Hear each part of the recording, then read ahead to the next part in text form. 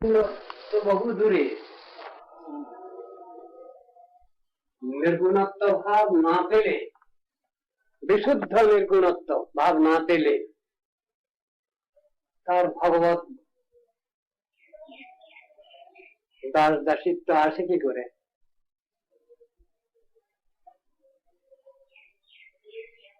प्राकृत पुरुष आमी प्राकृत स्त्री आमी এই অভিমান যতদিন পর্যন্ত মানুষের আছে ততদিন পর্যন্ত নির্গুণ পরব্রহ্ম শ্রী রাধা শ্যাম সুন্দরের আরাধনা উপাসনা হয় কি বলো বলো? আমি প্রশ্ন করে রাখলাম, তুমি উত্তর ঠিক করে আমাকে বলবে। তুমি একই সঙ্গে বলছো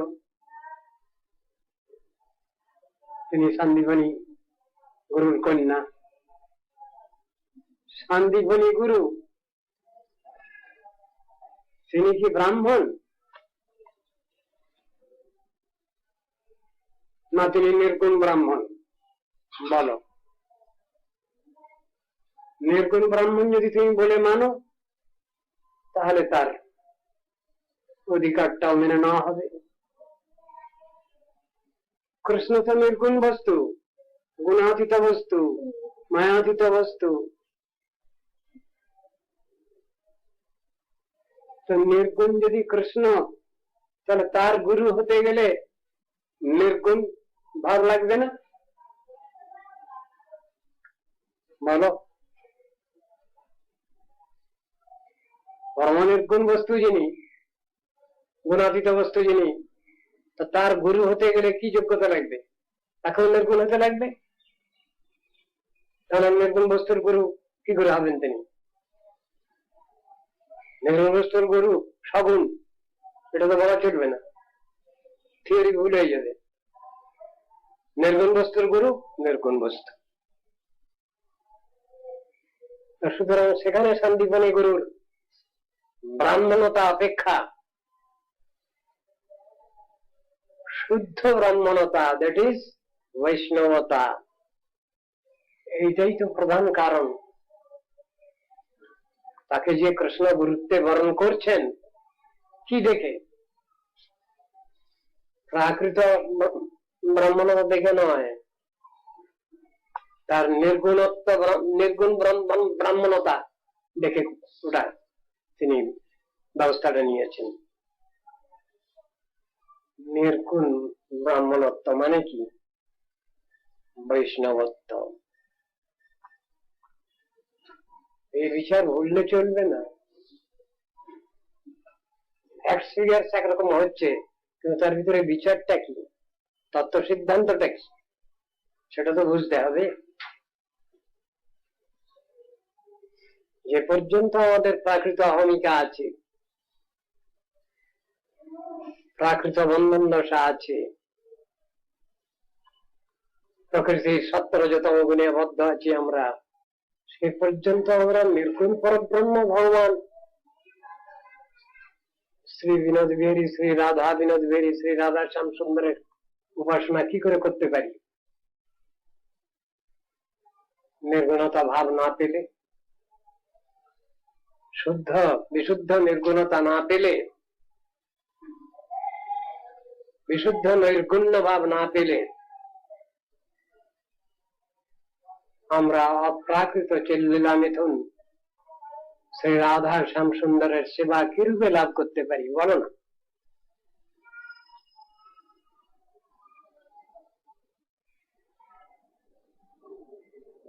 দেখতে তো প্রায় একই রকমের, এ বললে হবে না। সেটা তত্ত্ব দর্শন চাই, বিচারটা চাই।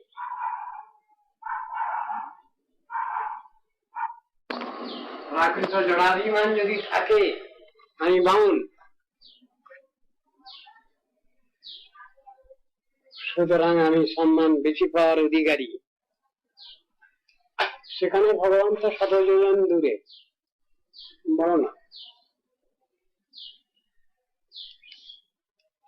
বলো না?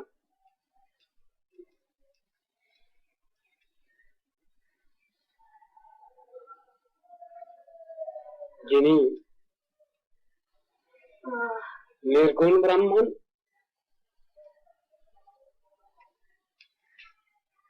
তিনি হলেন ভগবত ভক্তির অধিকারী। তিনি ভগবানের প্রিয় ভক্ত, তিনি ভগবানের প্রিয় বৈষ্ণব,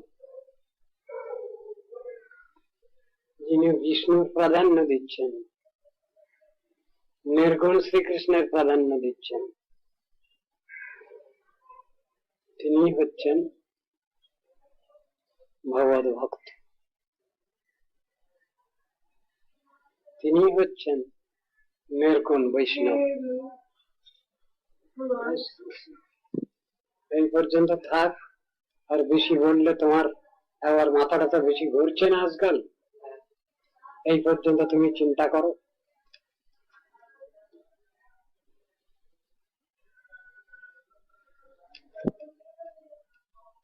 ত্রিদণ্ড সন্ন্যাস মানে কি?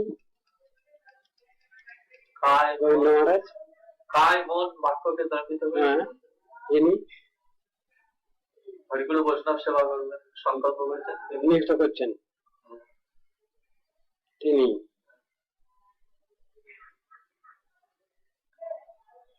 হরিগুরু বৈষ্ণব সেবা নিযুক্ত করছেন, এই তো।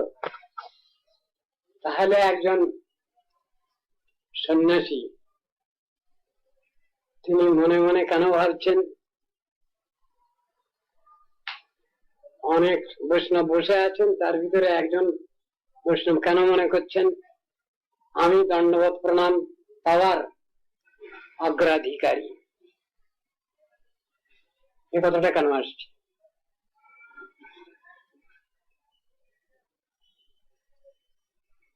কায় মন বাক্যকে দণ্ডিত করে যিনি সর্বতোভাবে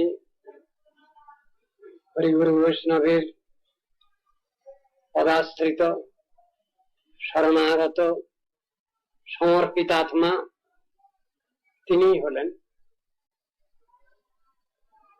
নির্গুণ বৈষ্ণব ত্রিদণ্ডী।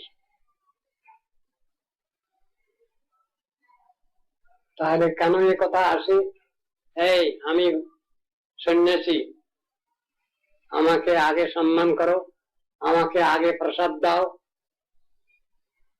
অন্যান্য সকলকে পরে দাও? এ কথার সঙ্গে তার বক্তব্যের সঙ্গে মিল কোথায় বলো না, বলো। এই আমি সন্ন্যাসী, আমাকে আগে সম্মান করবি, এ কথা তাহলে কেন আসবে, আসে কেন? বৈষ্ণব মন্ডলীর মধ্যে সেখানে বিভিন্ন অধিকারী ব্যক্তি আছেন, সেখানে গৃহস্থ আছেন, সেখানে ব্রহ্মচারী আছেন, সেখানে বানপ্রস্থী আছেন, সেখানে সন্ন্যাসী আছেন। তা সন্ন্যাসী যদি হন ত্রিদণ্ডী, কায় মনোবাক্যকে দণ্ডিত করে যিনি হরিগুরু বৈষ্ণব সেবাই সম্পূর্ণভাবে নিযুক্ত হয়েছেন, তাহলে তার ভিতরে তার স্পেশালিটির কথাটা আসছে কেন? এটা কি সন্ন্যাসীর দাবি, না ভগবান তার ভগবত ভক্তের প্রতি যে সম্মান প্রদর্শন করা হবে সেই জিনিস কোনটা? এটা কি সন্ন্যাসী দাবি করবেন, না অপরাপর বৈষ্ণবগণ দাবি করবেন, না স্বয়ং ভগবান দাবি করবেন তার ভক্তের জন্য সংরক্ষিত রিজার্ভ সম্মান? উত্তরটা ঠিক করে আমাকে বলবে। আমি তো বৈষ্ণব বুদ্ধি হইলে অমানি না হব আমি, প্রতিষ্ঠা শাসী হৃদয় দূষিবে হইব নিরয়গামী। বৈষ্ণবের খাতায় নাম লিখাতে না পারলে আমি ভগবানের ত্রিসীমানায় পৌঁছতে পারবো না। সেখানে তো বলছেন বৈষ্ণবের খাতায় নাম লিখাতে হবে তোমাকে, আগে নামটা উঠুক, তুমি জপ করো সবসময়, আমি বৈষ্ণব, আমি বৈষ্ণব, আমি বৈষ্ণব, আমি ভক্ত সেবক, ভগবত সেবক। সেটা তো ভালো কথা গো। আবার কেন এখানে বললেন আমি তো বৈষ্ণবে বুদ্ধি হইলে মানি না হবো? যেখানে দাম্ভিকতা আছে, যেখানে অহংকার আছে, জড় অহংকার, অপ্রাকৃত অহংকার না, জড় অহংকার, সেইখানে খারাপ হচ্ছে।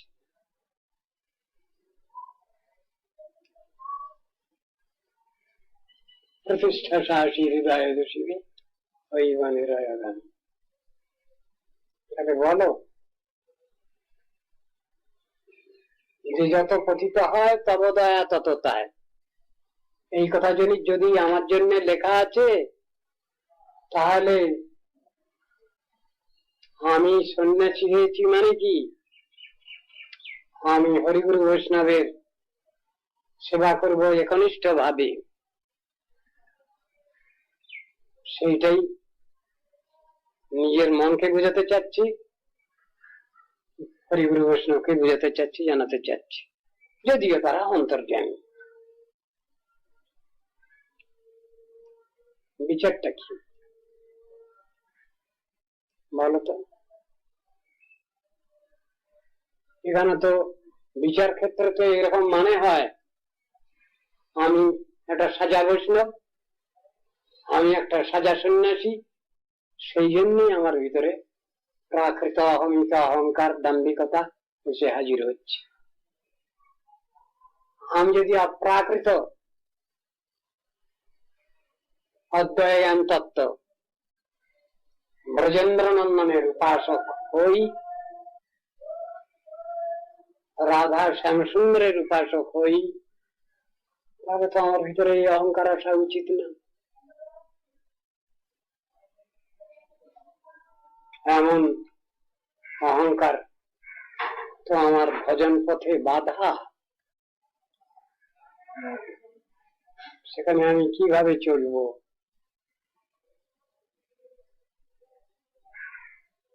যখনই আমি অহংকারী হয়ে পড়লাম, দাম্ভিক হয়ে পড়লাম, দর্পী হয়ে পড়লাম, অভিমানী হয়ে পড়লাম, তখনই তো আমার সব সেবকত্ব, সব বৈষ্ণবত্ব সবই চলে গেল। যে মুহূর্তে আমি গুরু বৈষ্ণবের প্রাপ্য, ভগবানের প্রাপ্য যে সম্মান আমি যখন দখল করতে চাচ্ছি, তখন আমার বৈষ্ণবতা কোথায় রইল?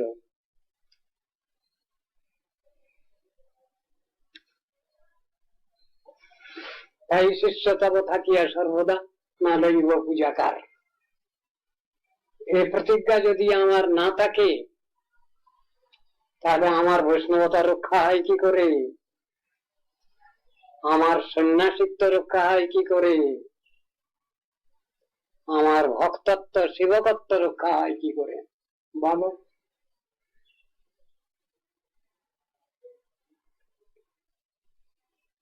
এসব সম্বন্ধে দুটো একটা প্রশ্ন করে রাখলাম, কোনদিন সময় সুযোগ হলে আমি নিশ্চয়ই মহারাজের কাছ থেকে এসব প্রশ্নের উত্তর পেতে পারবো। আমাকে এইটুকু দয়া করে জানিয়ে দেবেন মহারাজ, বুঝিয়ে দেবেন মহারাজ। আমি তো সকলের সেবক, গুরু বৈষ্ণবের সেবক, হরিগুরু বৈষ্ণবের সেবক। সেবকত্ব, দাসত্ব, সেইটাই তো আমার কাম্য। যখনই আমি সেটা ভুলে যাব, তখনই আমার তো সব গেল।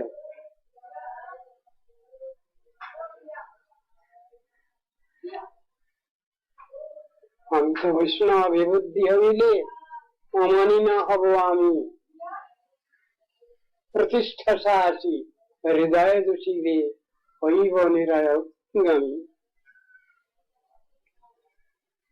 আমার পক্ষে যেটুকু বিধি ব্যবস্থা সেটুকু তো দয়াল গুরু বৈষ্ণব তারা তো করে রেখেছেন।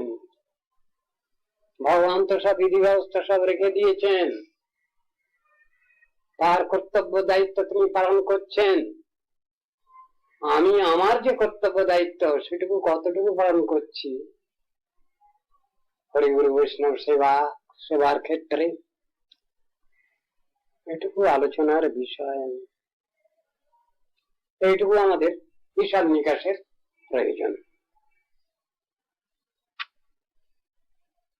তা আমি মহারাজের কাছে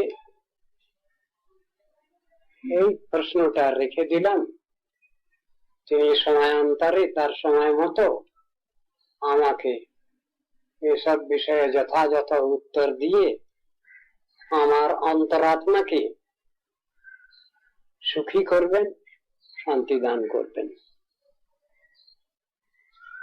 এই আমার বিনীত প্রার্থনা।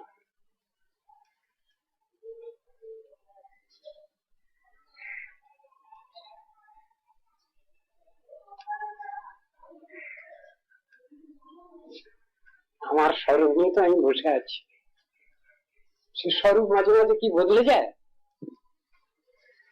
কখনো বদলায়। আমি সেই স্বরূপেই প্রতিষ্ঠিত থাকবো সবসময় একইভাবে। স্বরূপ এবং স্বভাব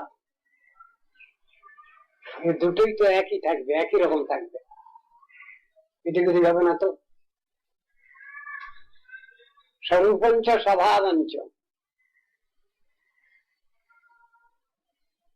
এই জিনিসটা তো একই,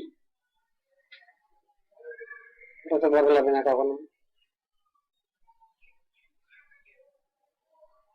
আমি জানতে চাই, বুঝতে চাই, শিখতে চাই তত্ত্ব দর্শনটা কি, আমাকে বুঝিয়ে দাও বৈষ্ণব ঠাকুর।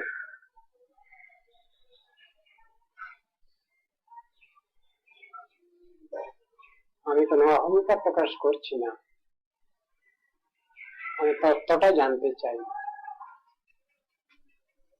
তত্ত্বজ্ঞান লাভ না হলে তো ভগবত প্রাপ্তি হয় না। সেই জন্য আমি তত্ত্ব জানতে চাই, সিদ্ধান্ত জানতে চাই। শাস্ত্র পড়ে বৈষ্ণবগণের মুখে শুনছি, সিদ্ধান্ত বলিয়া চিত্তে না করো অলস, যাহা হইতে কৃষ্ণ লাগে সুদৃঢ় মানুষ। তাই আমি তত্ত্ব সিদ্ধান্ত জানতে চাই, শিখতে চাই, বুঝতে চাই। এতে আমার অলসতা করা উচিত না, তাও আমি বুঝতে পারি। এটা জানলে, বুঝলে, শিখলে আমার আত্মকল্যাণ, তাও আমি জেনে নিয়েছি, বুঝে নিয়েছি। এতে আমার উপাস্য বস্তুর প্রতি নিষ্ঠা শতগুণে বৃদ্ধি প্রাপ্ত হবে, তাও আমার বিশ্বাস। হরে কৃষ্ণ।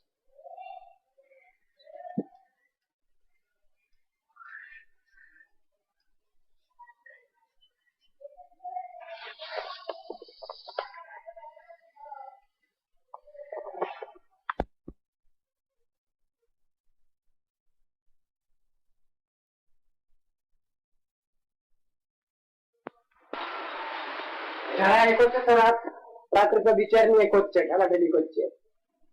আমি কি করব? আমি কি করব? ওদের যদি সেই দৃষ্টি থাকতো, দূরদৃষ্টি থাকতো, তাহলে কিছু বলবার ছিল না। আর আছে ওই জিনিসটা পার্মানেন্টলি কিছু হচ্ছে না, এটা টেম্পোরারি ব্যাপার। আমি মনে করছি যে এখন শিব ঠাকুরের মন্দির হচ্ছে, এ হচ্ছে, ওখানে বসবেন, প্রফেসর বসবেন, এইসব জন্য ওরা এ করছে। ওর মূর্তি বসে গেলে পূজা ভক্ত আরম্ভ হয়ে গেলে তখন থাকবে না, ব্যাপারটাই হয়েছে। তো ওদের বোঝাবুঝির পরে কি ভগবত তত্ত্বটা নির্ভর করবে?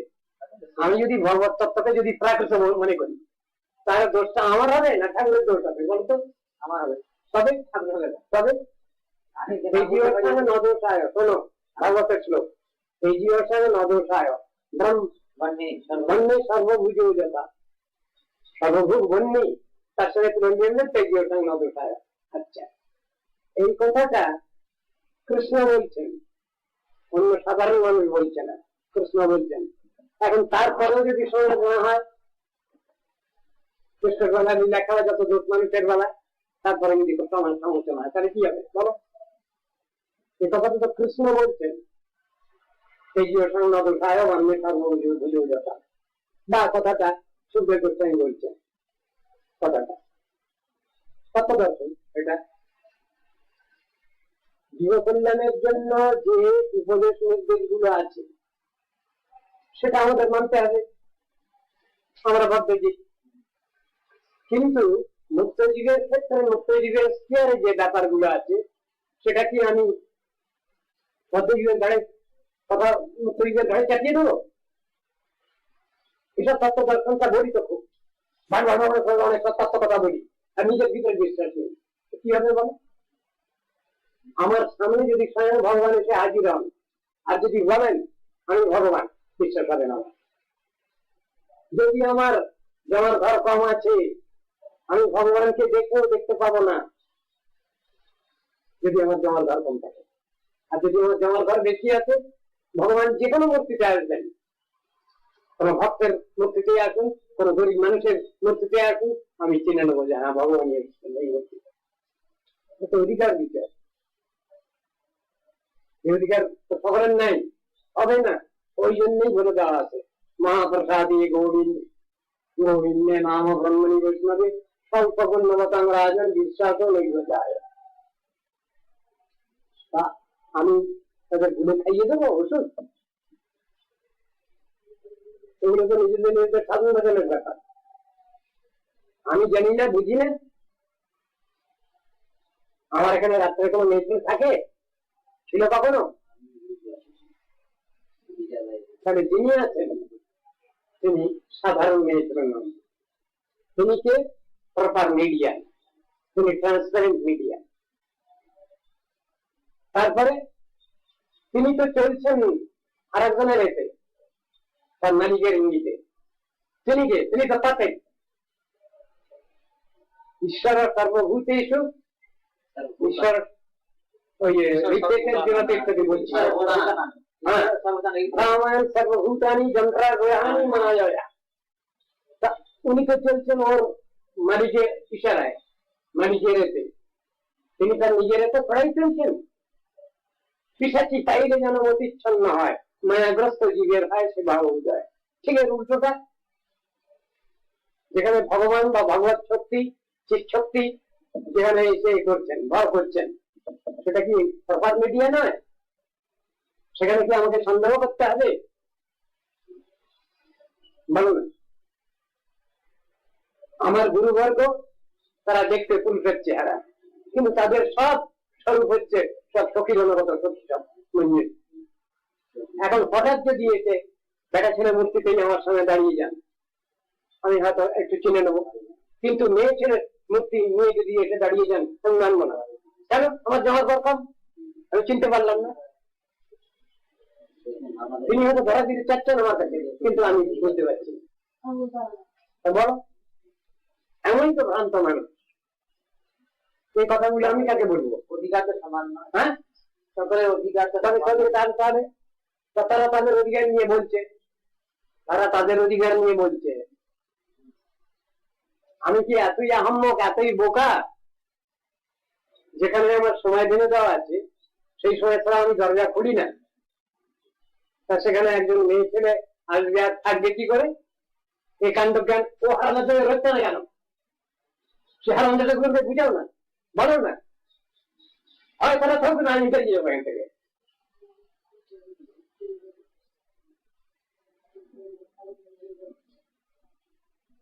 বেশি বুঝে গেছে না? আমি বুঝি না, নীতি আদর্শ বুঝি না। আমি এখানে একটা পাপেট বসে আছি।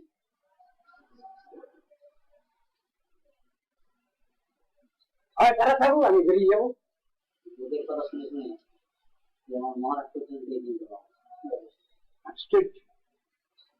সামান্য বিষয় নিয়ে যারা চেষ্টা, একটা সাধারণ মেয়ে ছেলে কেন আমার এখানে আসতে পারে অসময়ে?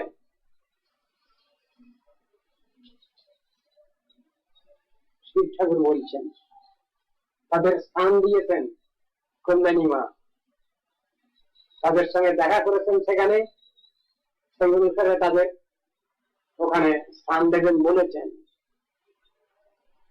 সেই অনুসারে তাদের জায়গাটা তারা চাইছে। এখন আমি কি করব? আমার কি করবার আছে? আমার গার্জিয়ান যদি এসে এখনই আমার গুরুদেব এসে কানটি বলে যদি বলে তুই বুঝতে পারছিস না আমি এসেছি এই মূর্তিতে, আমি কি বলবো? আমি মানবো না? আমি এমনই দেখি না বাবু, ওইটা আমার গুরুদেব বলুন না কি করো। আমি একটা জিনিস বুঝতে পারছি না, আমার গুরুদেব এসে আমার কান বলে দুই থাপ্পড় মেরে এই আর বুঝতে পারছিস না তুই, আমি কি করবো তখন? আমি বলবো না আমি আপনাকে মানি না, আমি ভগবানকে চিনি, আমি গোপেশ্বর শিবকে চিনি, আমি পৌর্ণমাসীকে চিনি, কিন্তু আমি আর দিকে মানি না। কোন জাতি আহম্ম কোন হারামজাদা শুয়ার বোধহয় দেয় বলো না আমার কাছে। বেশি বেশি জেনে গেছে, বেশি বেশি বুঝে গেছে, বেশি বেশি ডিসিপ্লিন। ওরকম ধরনের অন্যায় যে করবে সে জলে পুড়ে মরবে।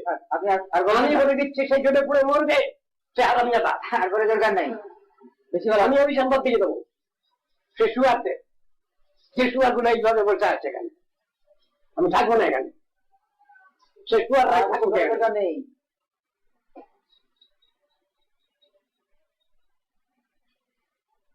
সব বুঝে গেছে, সব জেনে গেছে, সব মাতব্বরি সবটাতেই। ছেলে মানুষ তোরা, ছেলে মানুষ শুয়ারের বাচ্চা গুলা। আমার গুরুর গুরু, আমার উপরওয়ালা গুরুর গুরু মুখে উপদেশ বেড়ায়, উপদেশ মারবে বেড়ায় খুব, আর নিজেরা নিজে কিছু বুঝতে পারে না। নিজেরা তত্ত্ব দর্শন নেই, সব জায়গায় যদি প্রাকৃতিক দর্শনে সবটা হয় না, যেগুলো দেবো না সব জায়গায় প্রাকৃতিক দর্শনে হয় না সব। আমি একবারে এতই একবারে দেখুন আর বেইমান আর তারা বেশি ডিসিপ্লিন শিখে গেছে, বুঝে গেছে না।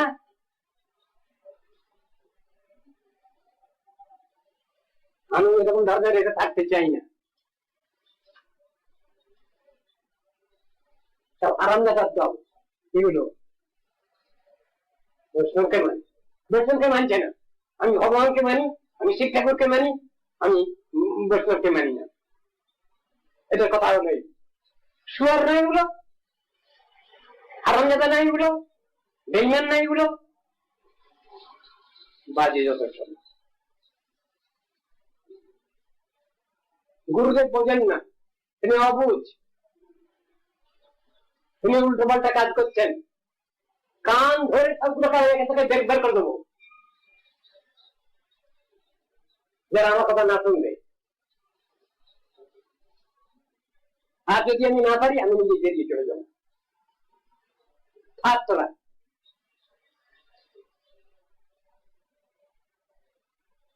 যার সম্বন্ধে কথা বলছে তার সম্বন্ধে আমার গুরুদেব কি বলে গেছেন জানে? এই হারামজাদারা যার সম্বন্ধে কথা বলছে সে আমার সম্পর্কে কি হয়? আমার ভগ্নী হয়, গুরু ভগ্নী হয়। আরতির যখন দীক্ষা হয় আমার কাছে, আমি তখন আরতি কি বলেছিলাম জিজ্ঞেস করতে পারো তোমরা? আমি আরতিকে কি বলেছিলাম? তুমি আমার গুরু ভগ্নী।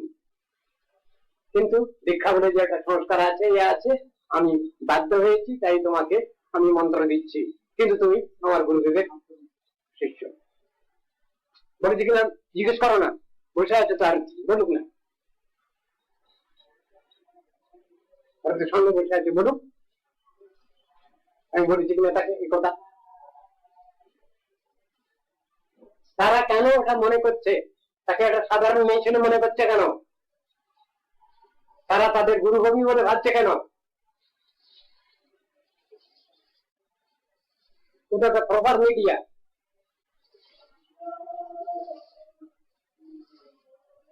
সকলের বেলা একই বিচার হয় না, সকলের এটা কেসটা একই আইন নিতে হয় নাকি? থাকতে চাইছে কে এখানে?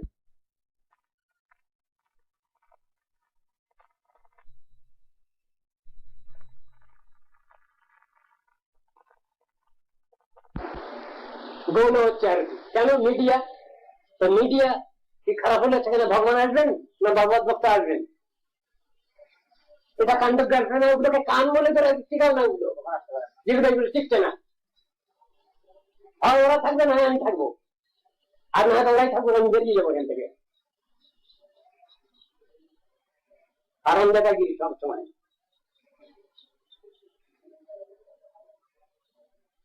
সেই জন্য আমি বলছি, ওরা আমার গুরু, গুরুর গুরু, উপরওয়ালা। ওরা আমাকে কন্ট্রোল করছে। আমি তো কিচ্ছু আইন টাইন কিছু বুঝি না, আমি তো কোনো ডিসিপ্লিন জানি না, ন্যায় নীতি আদর্শ কিছুই বুঝি না। আমি সব ওরা বুঝে বসে আছেন। আর বলবেন অনেক করা হয়ে গান মনে ছেড়ে দেবো আমি, আর আমি বের করতে হবে এগুলোকে, আর না আমি নিজে বেরিয়ে চলে যাবো। আমি না পারলে আমি গুরুদেবের কাছে জানিয়ে রাখছি, তুমি এর বিচার করো। আলাদা বের করে দিতে তো ফুলফুল ফুলফুল ফুলফুল আমি ইয়ে করি না, যা আমাদের সামনে সামনে হোক। আর আমাদের তারা আইন শিখেছে,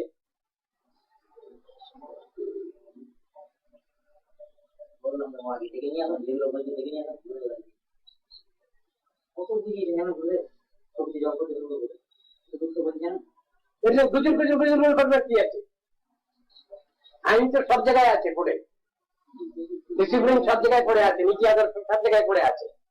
গুজর গুজর কি আছে?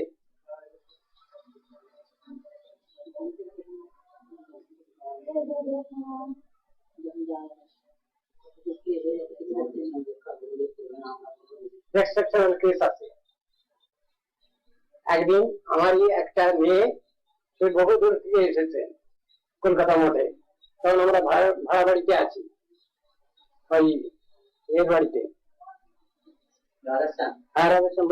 ভাড়া বাড়িতে চারতলায়, ওটা 3 টাকা, সেখানে আছি।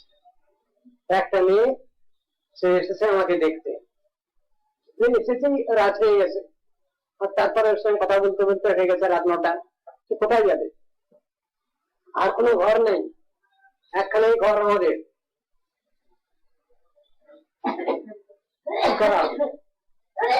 পাইয়ে দেওয়া হলো তাকে, বলা হলো তুমি রান্নাঘরে খাবি, যাও। তোমাকে ধরে দেবো না, বাইরে থেকে তাড়াতাড়ি দিয়ে দিলাম, যাও। দুপুর হলো, সে উঠে বেরিয়ে বাড়ি চলে গেল। আমার দোষ হয়েছে? আমি সেই রাত্রে রাত 10টা 11টা আমি মেয়েটাকে ছড়িয়ে দিতে পারবো? এসেছে সে এর থেকে, বনগা থেকে। এগুলো এক্সেপশনাল কেস, ম্যানেজ করতে হয়, সিচুয়েশন ম্যানেজ করতে হয়। তো এই হারামজাদারা এখানে যেগুলো আছে না, এগুলো সবগুলো আহম্মক, সবগুলো খাজারাম, সবগুলো অবস্টিনেট, সবগুলো ইনসোলেন্ট, অ্যারোগেন্ট। আমি বলবো 1000 বার। আইন শিখেছে ওরা না, সব শিখেছে, এই বুদ্ধি হয়েছে, বহু জেনে বহু বুঝে এই বুদ্ধি হয়েছে। বিদ্যা বাড়িতে যায়, বৃদ্ধিপ্রাপ্ত হয় আর বাড়িতে যায়। হারামজাদার দল এগুলো, অত্যন্ত অবুঝ, অত্যন্ত অবস্টিনেট, গোমার, হারামজাদাগিরি সবসময়।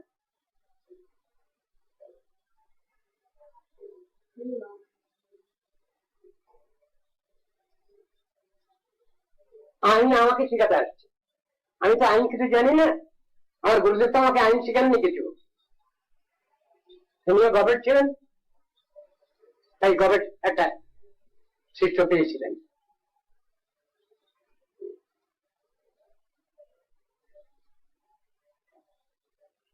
বড় বেশি বুঝদার, খোদার পরে খোদগিরি, গুরুর পরে গুরুগিরি, বদমাইশ কতগুলো।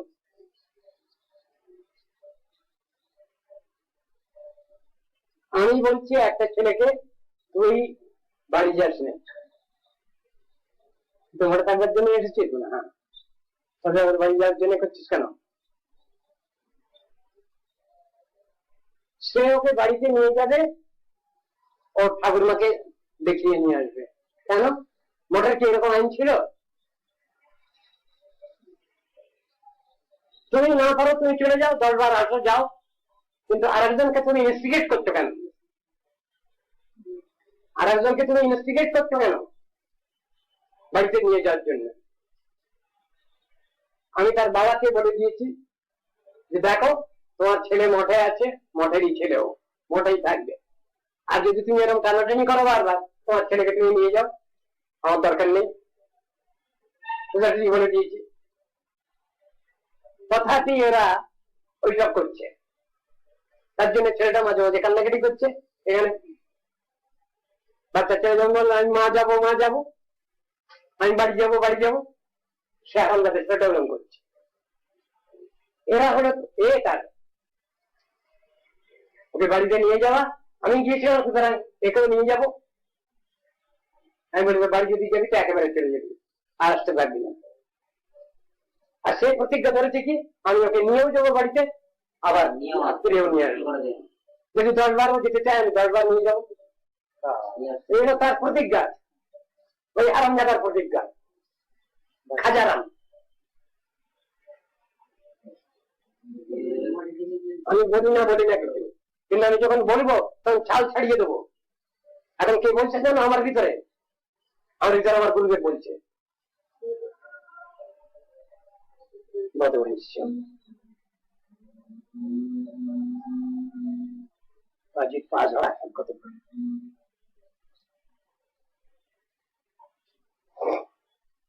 আমি যেটা বলবো সেটা ঠিক উল্টো করবে, তার ঠিক উল্টোই করা চাই। এটা হলো তার গুরু সেবা। আমাকে গুরু বলে না মানিস,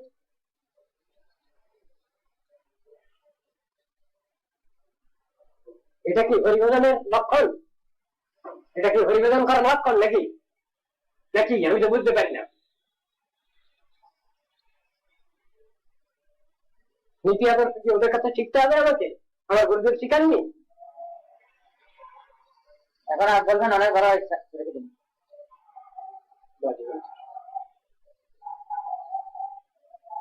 আমি যা বলবো ঠিক তার উল্টোটা তার করার চাই। সেটা হলো তার সেবা, যেটা হলো তার মঠে থেকে সেবা। যেটা আমি বলবো তার বিরুদ্ধে আমি করার চাই, তাহলে তার সেবা হবে না, তাহলে তার শান্তি হবে না। সেজন্য আমি বলছি সে আমার শুধু গুরু না, গুরুরও গুরু, উপরওয়ালা।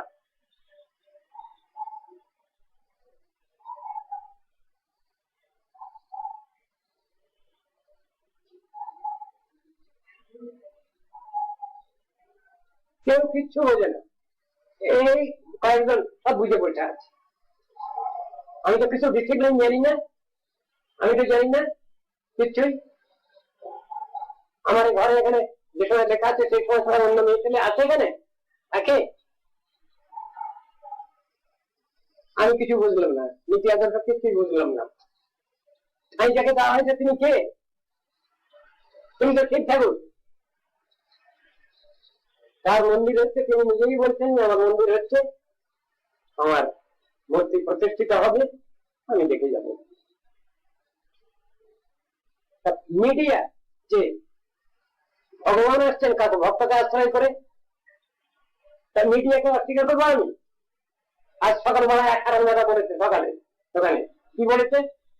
আমি ভগবানকে মানি, আমি শ্যামসুন্দরকে মানি, আমি একে মানি, গোপীশ্বর শিবকে মানি, আমি একে মানি না, আমি আরতিকে মানি না। এ কথা বলবার তার অধিকার আছে? আমি ভগবানকে মানি, আমি ভক্তকে মানি না, আমি ভগবানকে মানি, আমি বৈষ্ণব মিডিয়াকে মানি না, যাকে তাকে আশ্রয় করে আসে। সে যদি অবুঝ হয়, দুনিয়ার সব লোক অবুঝ হবে, সব লোক অবুঝ। সে বোঝে, আমি বুঝিনি তো কিছু, আমি কিছু বুঝি না, ক্ষেত্রটা আমি বুঝি না। জায়গা কে চাচ্ছে, জায়গা তো ঠিকঠাক উঠছে জায়গা, এবং সে জায়গা আগে থেকে কথা দেওয়া আছে। সে যদি আমার ঠিক ঠাকুর আমাকে যদি বলে তো আমি জায়গা দেবো, দিতে বাধ্য। তারা তো পারমানেন্ট থাকছে না, টেম্পোরারি কথাটা আসছে। হয়তো আমাকে পরীক্ষা করছে, তারা পরীক্ষা দিতে তো সবসময় প্রস্তুত আমরা। আমি পরীক্ষা ফেল করবো? এসব প্রবচনা আসছে কেন? খোদার পরে খুদগিরি কেন? গুরুর পরে গুরুগুরি কেন? যদি সে না থাকতে পারে বেরিয়ে যাক মঠ থেকে। আর যদি আমি তাদের না বুঝাতে পারি, আমি মঠ থেকে বেরিয়ে চলে যাবো। বদমাইশ কতগুলো, হারামজাদা, চুয়া, শয়তান, ফাজিল পা ঝরা।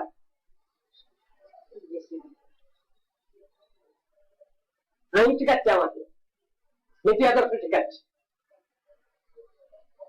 এখানে আর দিকে খাই দেওয়া হয়নি, খাই দেওয়া হয়েছে শিব ঠাকুরকে, খাই দেওয়া হয়েছে পূর্ণমাসীকে।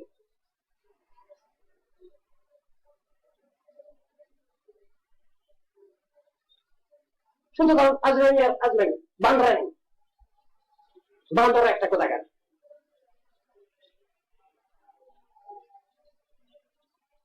আমি সেখানটার অনুগ্রহ নিগ্রহের ছাত্র, বুঝতে পারছেন? আমার অনুগ্রহকারী বসে আছেন এখানে, সে আমার অনুগ্রহকারী নয়, পাজির পা ছাড়া একটা বদমাইশ। সকালবেলাই বলেছে এখানে, আমি রাধা শ্যাম সুন্দরকে মানি, আমি রাধা গোবিন্দকে মানি, আমি রাধা বিনোদ বিহারীকে মানি, আমি সদাশিবকে মানি, আমি একে মানি, গোপীশ্বর শিবকে মানি, আমি আরতিকে মানি না। এই বলবার তাকে অধিকার কে দিয়েছে? সে লোকটা কে জানতে চাই আমি। সেটা সাক্ষী দেখে নিয়ে চুকে এখানে, আর আমার সাক্ষীও রয়েছেন এখানে, আমার সাক্ষী এখানে রয়েছেন। তুমি বলতে এখানে বলতো দেওয়া যাবে না তোমাকে। যে লোকটা কেউ সৃষ্টি করছে মঠে, আমি এখানে চারিদিকে গন্ডগোল অসুবিধা বলে আমি এখানে চুপ করে বসে আছি, কিন্তু আমাকে থাকতে দিচ্ছে না। সে হারামজাদা, এত বড় মাতব্বর হয়ে গেছে। আমি এখানে আরো দিকে জায়গা দিইনি, দিয়েছি আর একজনকে, দুজনকে দিয়েছি। আমি গার্জিয়ানের কাছে থাকতে পারবো না? গার্জিয়ানের কাছে আমার গার্জিয়ান থাকতে পারে না? আইন দেখাচ্ছে, মাতব্বরি দেখাচ্ছে, সুরার কোথাকার। মুখে কাছে বলছে এরকম, হাত পা ফেরানো, আর ভিতরে বীজ ভরা।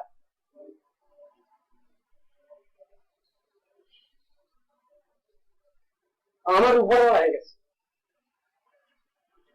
আমি কিছু বুঝিনি তো। আমার গুরুদেব কিচ্ছু শিখায়নি আমাকে। গুরুদেব বুড়ো ছিল, আর তার শিষ্যটা বুড়ো বাক হয়েছে একটা। লজ্জা করে না সে হারামজাদা গুলো?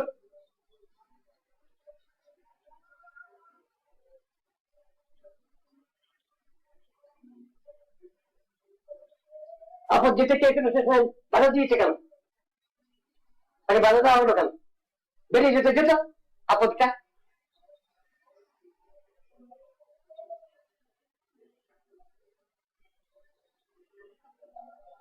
একটা ছেলে বেরিয়ে যাওয়ার সঙ্গে সে বাড়া বেরিয়ে যাচ্ছিল, তখন আটকে রাখলো কেন তাকে? যে আটকে রেখেছে এখন সেই তো আমার শত্রু হয়ে যাচ্ছে দেখছি। সে আটকে রাখলো কেন ওকে? আপদ বিদায় হয়ে যেত সেই দিনই।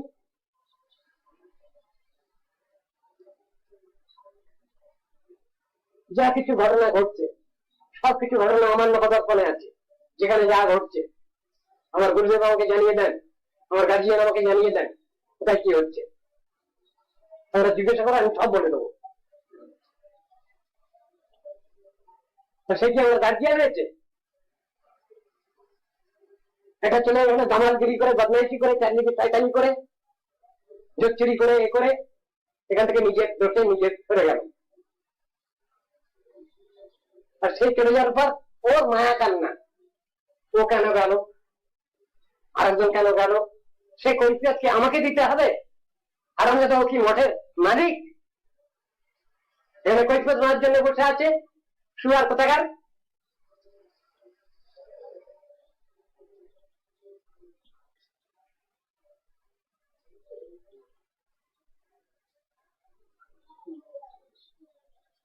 কাল বোধহয় নাকি পরশুদিন হঠাৎ রান্নাঘরে গেছে শিব ঠাকুর।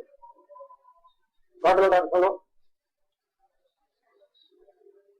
রান্নাঘরে তো এমনি তো মিস্ত্রি যায় না, যাওয়ার তো নিয়ম নেই। শিব ঠাকুর গেছে, সেখানে যারা রান্না করছিল দুই একজন তারাও সেই ভুল বোঝাবুঝির মধ্যে আছে, ওকে কিছু বলতে যাচ্ছিল, মানে গালাগালি গালি দিতে যাচ্ছিল। তার সেই সময় এই ছিল, ভজন ছিল, ভজন বলল, এই গালাগালি দিস না, কিছু বুঝতে পারছিস না, শিব ঠাকুর এসছে বুঝতে পারছি। এই ভদ্রলোকের কাছে আমি তো কিছুই জানি না, খবরটা যখন আমার কাছে এসেছে আমি বিকেলবেলায় জিজ্ঞাসা করলাম, আর থেকে জিজ্ঞেস করলাম, আর কি মা তুমি কি রান্নাঘরে গিয়েছিলে? না, আমি তো যাইনি। তাহলে ঠিক গেল, তোমার চেহারা নিয়ে তো কেউ গেছে, আমি কিছুই জানি, অথচ এত ঘটনা হয়ে গেছে। তাকে গালাগালি দিতে যায়, তুমি বেরিয়ে যাও এখান থেকে, এরকম। আরে কাকে বলছিস? আর আমি দেখ, তুই আর কাকে বলছিস? কথাটাকে আরতিকে বলছিস? কথাটা গায়ে লেগে যাচ্ছে তো, ঠিকঠাক করে গায়ে। ভাগ্যে সেখানে চুপ করে গিয়েছিল ওরা, কিন্তু এসে তো গস গস গস গস করছে।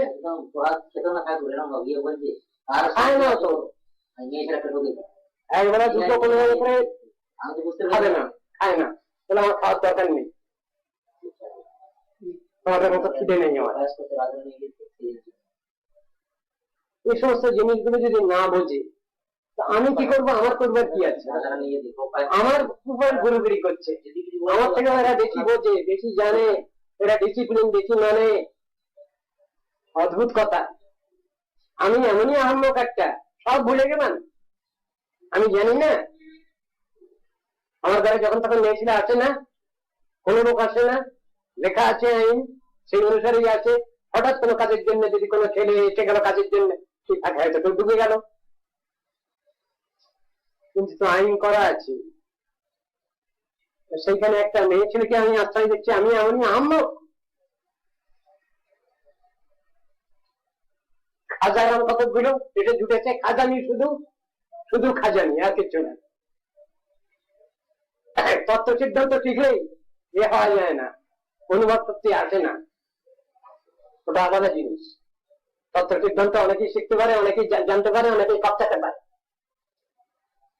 কিন্তু যতক্ষণ মতো একটা প্র্যাকটিক্যাল না হয় ততক্ষণ পর্যন্ত তার জীবন ঠিক নয়।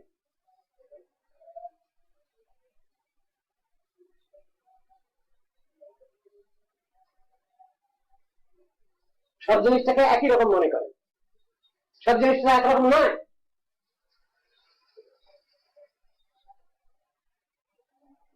কথাটা তো ওই জন্য মহাপ্রসাদী গোবিন্দে নম ব্রহ্মণী বৈষ্ণবে স্বল্পবর্ণ রাজন বিশ্বাস বোঝা আছে। জমার কম, কি করে বিশ্বাস আসবে তার? মহাপ্রসাদে ব্রহ্মবন নির্বিকার, কি করে বিশ্বাস হবে ভগবানে? কি করে বিশ্বাস হবে নবব্রহ্মে? কি করে বিশ্বাস হবে তার বৈষ্ণবে? তার জমার দর কম আছে, সে বুঝে উঠতে পারছে না, তাহলে সন্দেহ আসবে কেন? বলছে আমি ভগবানকে মানি, আমি মিডিয়াকে মানি না। কত বড় আহম্মুখী! আর শিব ঠাকুর কি বলছিলেন? আরাধনা সর্বেশাম বিষ্ণুর আরাধনা পরম তস্মাৎ পরতরং দেবী তদীয়ানাং সমর্থনম। মুখে বলবার সময় হাজারবার লোককে বুঝিয়ে দেয়, আর নিজের পালা, নিজের অন্তরে সেই বিশ্বাস নেই, সে আইডিয়া নাই। বলবার বেলা লোককে বলবার বেলায় খুব বলি আমি বড় উপদেশক, আর নিজেই সেই ভুল করছি। সকালবেলাই বলেছে আজকে আমি শ্যামসুন্দরকে মানি, আমি বিরোধবিহারীকে মানি, আমি সদাশিবকে মানি, আমি গভীর শিবকে মানি, আমি একে মানি, পৌর্ণমাসীকে মানি, আমি আরতিকে মানি। এটা কি জাতীয় কথা হলো? আরতি যদি মিডিয়া, তাহলে আমি মিডিয়াকে মানি না, তার মানে আমি গুরুকে মানি না, বৈষ্ণবকে মানি না, আমি ভগবানকে মানি। এর যদি উল্টো করে বলা হয় আমি ভগবানকে মানি, গুরু বৈষ্ণবকে মানি না, আবার এর যদি উল্টো করে বলা হয় আমি গুরু বৈষ্ণবকেই মানি, ভগবানটা আমি চিনি না, বুঝি না, থিওরি ভুল হবে কিনা? অত্যন্ত বেশি বাড়াবাড়ি করলে না এই অবস্থা।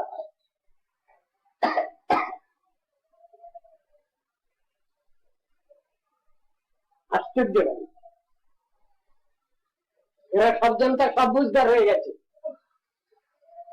তাই পাকামি ফাজলামি হচ্ছে উপর হওয়ার উপরেও। যা করবি করতে যা, হয় আমি থাকবো না তোরা থাকবি, তোরা থাক আমি চলে যাবো, বেরিয়ে যাবো। তোদের সঙ্গে আমাদের আর আর বলব না, হবে না, হয়নি, হবে না, কোনোদিন হয়নি, হবে না। যে কোনো এক জায়গায় গিয়ে পড়ে থাকবে। ওদের আহম্মকের জন্য, বেইমানির জন্য আমি দায়ী নই।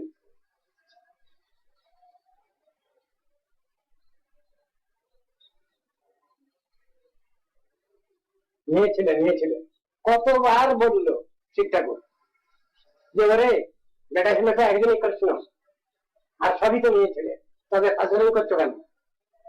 তবে ফাজলামি করছে কেন? আর ঘরের এক কোনার দিকে বসে ওই উপাখ্যানটা বললো রঘুর সঙ্গে, তাও খুব এভাবে বললো, কষাসলি বললো, বলে হতে পারে এটা সাজানো গল্প, কিন্তু এর মধ্যে শিক্ষা কি? সেখানে মীরাবাই রঘুর সঙ্গে বললেন কি, আমি তো জানি এই ব্রজপুরে একজনই বেটা ছেলে আছে, আপনি এবার আর একজন নতুন বেটা ছেলে কোথা থেকে এলেন? আপনি বললেন যে মেয়েদের সঙ্গে আমি কথা বলি না। শিক্ষাটা নিতে হবে, কেন তো ইয়ার্কি, কেন তো ফাজলামি?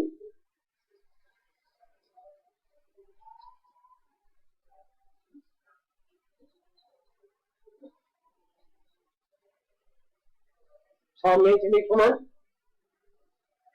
আমার গৌরী বৈষ্ণব এর ভিতরে স্ত্রী চরিত্রের মধ্যে দেখা যাচ্ছে সব, সেখানে নিত্যানন্দ গৃহিণীর কথা লেখা আছে, তিনি আচার্যের কার্য করেছেন। হেমলতা ঠাকুরানীর মেয়ের নাম, এই হেমলতা ঠাকুরানী হচ্ছেন এর মেয়ে, যে কন্যা, তিনি আচার্যের কার্য করেছেন। ওদিকে পুরীতে দেখা যায় পটিয়ার রাজকন্যা গঙ্গামাতা, হ্যাঁ গঙ্গামাতা করছেন। এদের সব হাজার হাজার শিষ্য,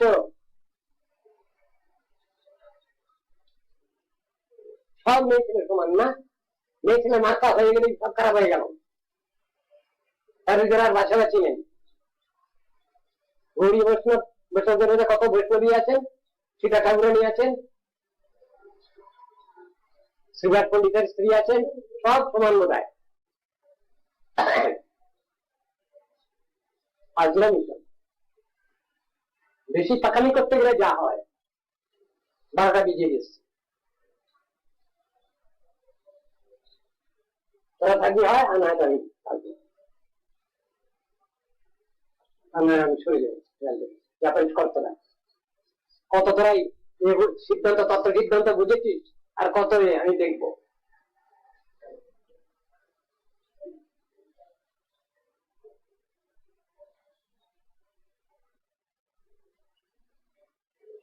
এই কথাগুলো বামন মহারাজ বলছেন, বামন মহারাজের ভিতরে একজন বসেছে এখন, সেই বলছে কথাগুলো।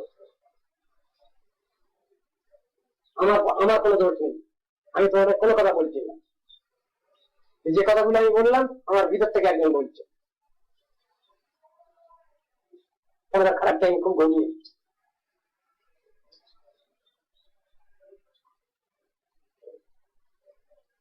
আমি তো ন্যায় অন্য কিছু বুঝি না, তো আমার গুরুদেব তো কিছু শিখাননি, বুঝাননি। আমি তো অন্যায় করছি, উল্টো পাল্টা করছি।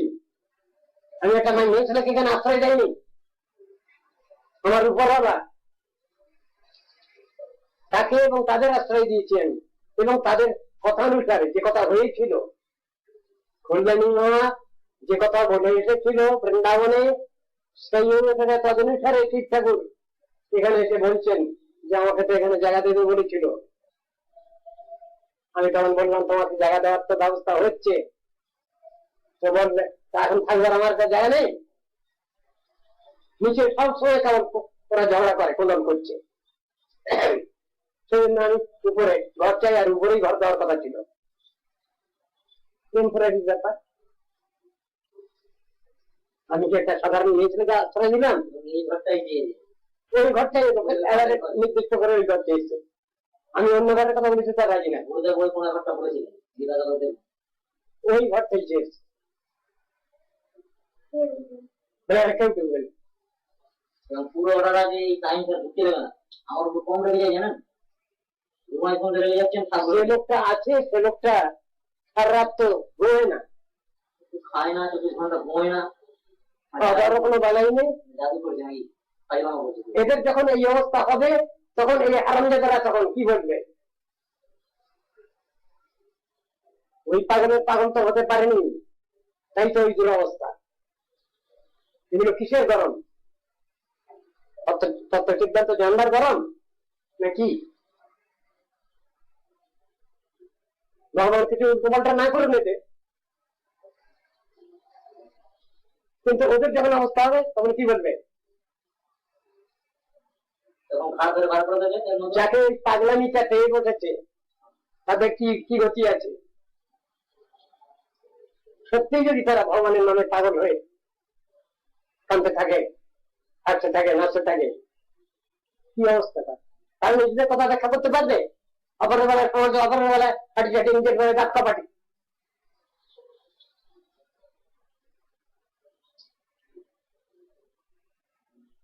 এটা মানুষের অন্তর যদি কেউ বুঝতে না চেষ্টা করে, না বুঝে, আমি এতই বোকা, এতই অবুঝ, একটা মেয়ে ছেলেকে আশ্রয় দিয়ে দিলাম আমার ঘরের পাশে, আরাম যেটা গিরি সব।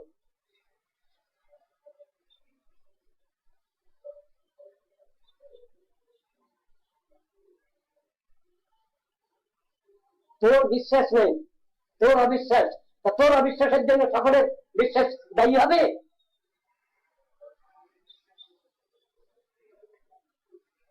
তুমি আইন কানুন দেখাচ্ছ,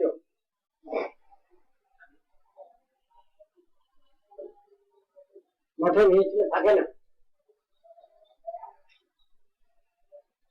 বাজার চলে মেয়ে থাকে না, দরকার হলে একই ঘরে থাকে, দরকার হলে একই বিল্ডিং এ থাকে,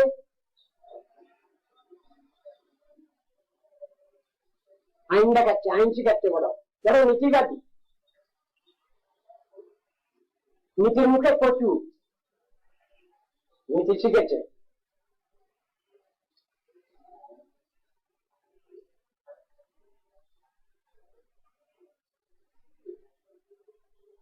সব জনতা, সবটাতেই সমালোচনা। আমি যেটা বলবো সেটা ঠিক উল্টোটা করাই হলো ধর্ম, সেটা উল্টো করাই হলো ধর্ম। সেটা করবার জন্য জন্মগ্রহণ করেছে।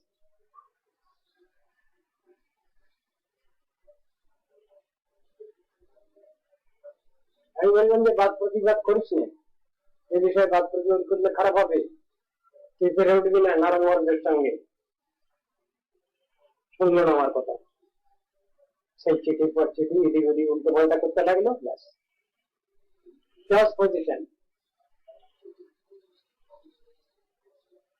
তারপরে কেন আমি আবার ফের আবার ডেকে আনলাম তাও জানি না, আবার চলে যাচ্ছিল, কেনই বা আবার বাধা দেয় আর একজন।